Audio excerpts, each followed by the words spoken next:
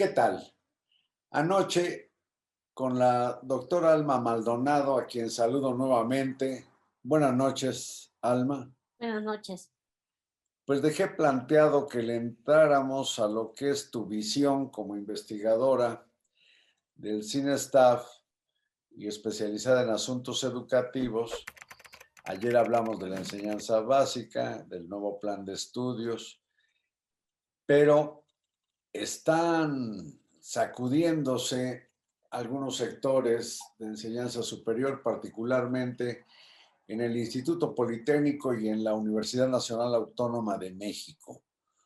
¿Cuál es tu visión de estas movilizaciones?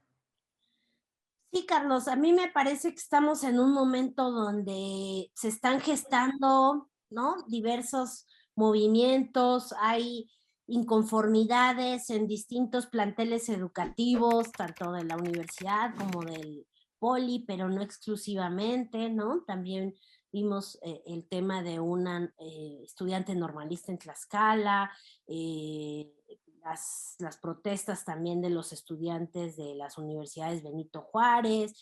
Entonces hay un cierto ambiente, me parece, de movilización estudiantil que algunas personas relacionan con el efecto de la pandemia, ¿no? El de pronto volvernos a encontrar, el darnos cuenta en muchas de estas instituciones que los problemas siguen ahí, ¿no? Que nos fuimos un tiempo, pero que muchas de las cosas que estaban pendientes ahí continúan. Y me pareció interesante también esta movilización que hubo el 12 de octubre de distintos colectivos estudiantiles exigiendo fin a la militarización y aumento de presupuesto, ¿no? Porque eso también es una parte muy sensible. Estamos ahorita justo en el debate presupuestal en la Cámara de Diputados. Entonces, me parece que se está viviendo un poco este ambiente de inconformidad y muestras de rechazo a muchas de las políticas, ¿no? De las instituciones donde no dan respuesta, por ejemplo, a los temas y a las protestas de violencia de género o de simples problemas que tienen que ver con la infraestructura y con las condiciones de estudio. Bueno, Entonces, inclusive en la Universidad Nacional eh, se dio el caso, se supone, de un ataque sexual a una de las alumnas, que hasta donde entiendo no ha podido identificar a quién la atacó o abusó de ella. Pero todo esto de que has hablado se da en un contexto también, pues yo diría, de efervescencia política por el anticipo tan precoz de las precampañas de las elecciones, no solo del año próximo, sino del 24, las presidenciales.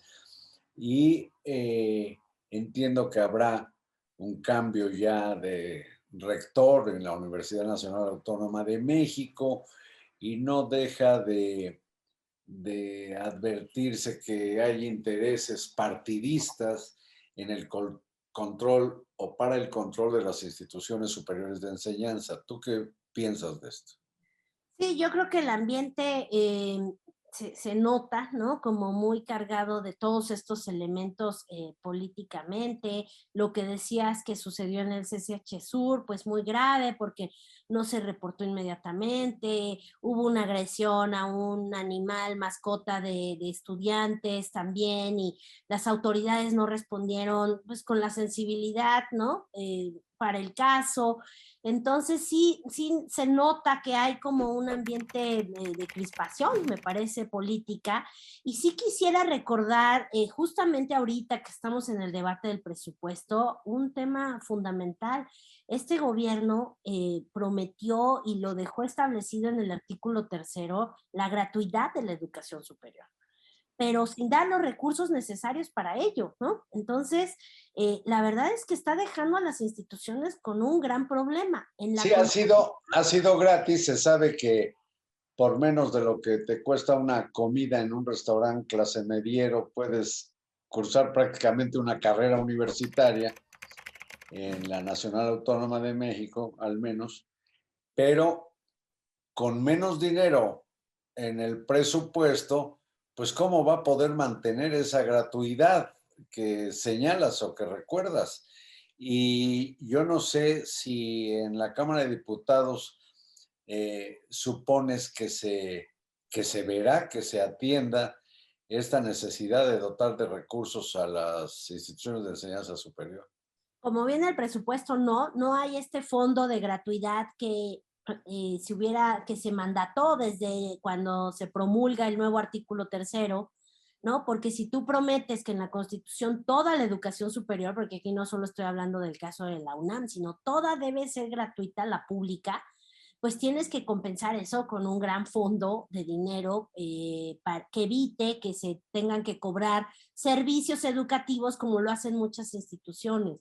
Entonces creo que un poco detrás de esto está como lo que se dice, lo que se prometió, la gran narrativa del gobierno y luego lo que es la realidad, ¿no? Que pasa mucho, me parece, y esto conecta con el tema de las universidades Benito Juárez, ¿no? Se nos prometen 100 instituciones nuevas, le llaman universidades cuando le debieron de haber llamado de otra manera.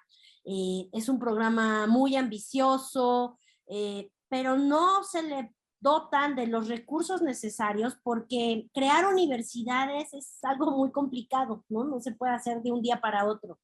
Entonces, cuando tú ofreces esta alternativa educativa, que qué bueno que se está pensando en la gente tradicionalmente excluida de la educación superior, pero le ofreces algo que no puedes cumplir y después resulta que estas instituciones tienen muchísimos problemas, carencias, hay una serie de demandas de trabajadores o extrabajadores de estas instituciones, de profesores que no se les cumplió con lo prometido, no hay instalaciones adecuadas, no hay suficiente personal docente, lo que enseñan no está claro, ¿no? ¿Cuál es el currículo? Entonces, todo esto lo que generas es, pues, grupos que empiezan a protestar y luego tienes a la encargada de estas instituciones, a Raquel Sosa, llamándoles ociosos a estos grupos de estudiantes que se quejan porque no están recibiendo el servicio que ellos están buscando, ¿no? Que es Sí, algunos han expresado que van en séptimo semestre, sexto, séptimo semestre, y si no es exacto lo que voy a decir, pues equivale a lo que denunciaron. Haz de cuenta que no supieran todavía ni siquiera aplicar inyecciones. Eh, y otros dicen, eso me extraña, que ya deben tener su título, no sé cómo, porque la carrera de medicina se lleva al menos 8, si no es que 9 semestres, y en los 4 años, no sé en qué momento nacieron las Benito Juárez, dudo que ya haya médicos merecedores de títulos, pero dicen que no les dan títulos y en otros que faltan instalaciones. Y la directora del sistema, Raquel Sosa, dice que pues no hagan alborotos, que ya se les atenderá. que se pongan a estudiar, ¿no? Recordándonos las declaraciones más lamentables en otros gobiernos, cuando gobernaba el PRI, etcétera, ¿no? Eso ocurrió en el 68, se decía estudiantes a estudiar, no salgan a la calle a armar alborotos.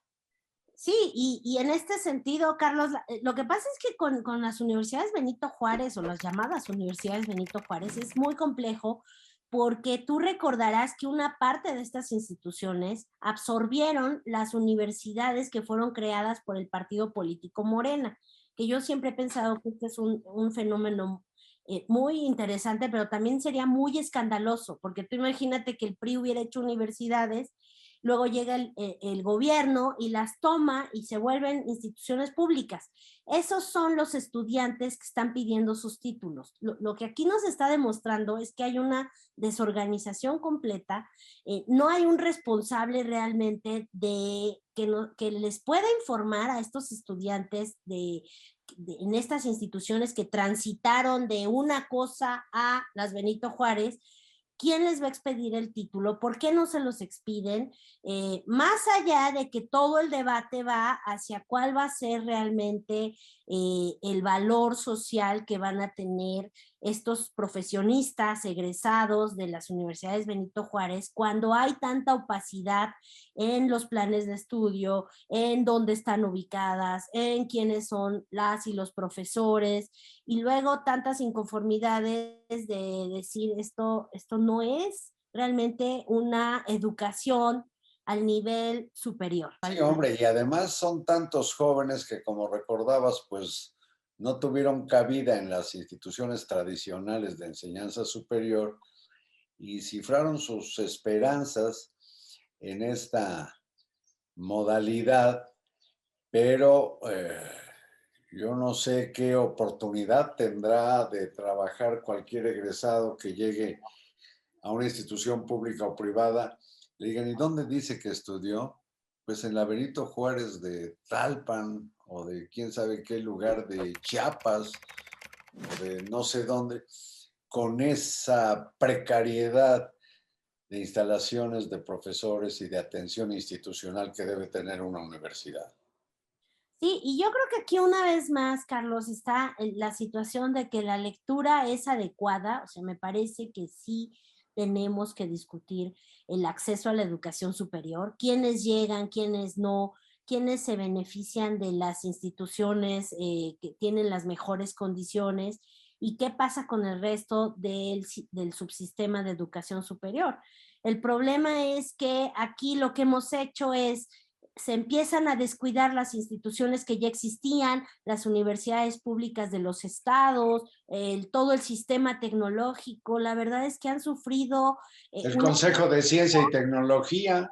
y una carestía, y en lugar de fortalecer esas instituciones para que sean ellas las que se busquen mecanismos que puedan admitir estudiantes que están en condiciones más vulnerables, no.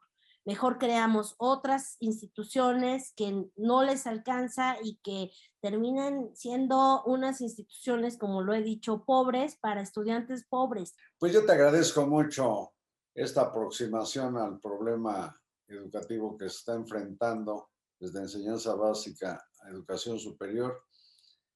Alma, doctora Alma Maldonado, muchas gracias. Saludos a tus compañeros del Sinvestav. Te agradezco mucho esta plática. Gracias, muy buenas noches.